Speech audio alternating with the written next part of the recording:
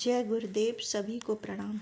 कल गुरुदेव ने बताया कि गायत्री साधना से साधक को क्या क्या लाभ होते हैं। आइए आगे गुरुदेव क्या कहना चाहते हैं जानते हैं। गायत्री द्वारा हुई सतोगुणी वृद्धि अनेक प्रकार की आध्यात्मिक और सांसारिक समृद्धियों की जननी है। शरीर और मन की शुद्धि सांसारिक जीवन को अनेक दृष्टियों से सुख शांतिमय बनाती है।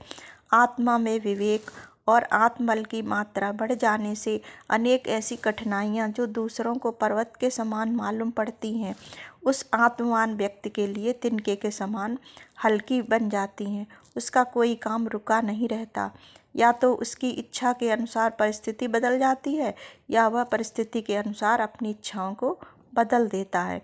कलेश का कारण इच्छा और परिस्थिति के बीच प्रतिकूलता का होना ही है। विवेक इन दोनों में से किसी एक को अपनाकर उस संघर्ष को टाल देता है और सुखपूर्वक जीवन व्यतीत करता है। वास्तव में सुख और आनंद का आधार किसी बाहर साधन सामग्री पर नहीं, मनुष्य की मन स्थिति पर रहता है। मन की साधना से मनुष्य एक समय राजसी भोजनों और रेशमी तकिए गद्दों से भी संतुष्ट नहीं होता। वह किसी संत के उपदेश से त्याग और संन्यास व्रत ग्रहण कर लेने पर जंगल की भूमि को ही सबसे उत्तम शैया और वन के कंद मूल फलों को सर्वोत्तम आहार समझने लगता है। यह सब अंतर मनोभाव और विचारधारा के बदल जाने से ही पैदा हो जाता है।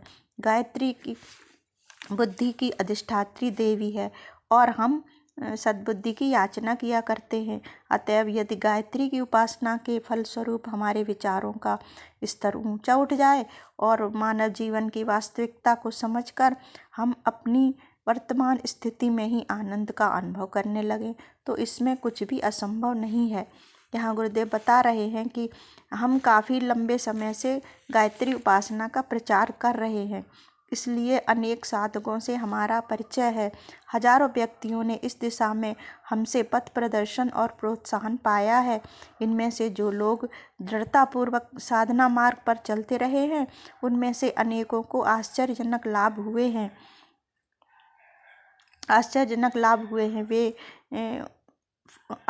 लाभ हुए और उसका फल उन्हें मिला है। वे उसको जानने की इच्छा भी नहीं करते कि किस प्रकार कुछ वैज्ञानिक नियमों के आधार पर साधना का सीधा साधा फल उन्हें मिला। इस विवेचना से प्रायः उन्हें अरुचि होती है, यानी वो जानना नहीं चाहते। उनका तो कहना यह है कि भगवती गायत्री की कृपा के प्रति कृतज्ञता ही हमारी भक्ति भावना को बढ़ाएगी और उसी से हमें अधिक लाभ मिलेगा। उनका यह मंतव्य बहुत हद तक ठीक ही है। श्रद्धा और भक्ति बढ़ाने के लिए इष्ट देव के साधना स्वरूप के प्रति प्रगाढ़ प्रेम, कृतज्ञता, भक्ति और तन्मयता होनी आवश्यक है। गायत्री साधना द्वारा एक सूक्ष्म विज्ञान सम्मत प्रणाली से लाभ होते हैं। यह जानकर भी इस महातत्व से आत्म संबंध की दृढ़ता करने से कृतज्ञता और भक्ति भावना बढ़ाने का पुट अधिकाधिक रखना आवश्यक है।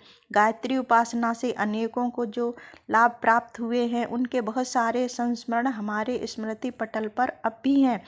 उनमें से थोड़े संस्मरण अगले पृष्ठों पर देने का प्रयत्न किया जा रहा है। इसी के साथ आज की बात यहीं समाप्त। आप सभी को बहुत बहुत आभार।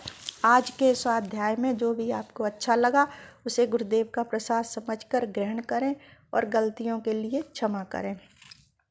जय गुरुदेव, आप सभी को प्रणाम।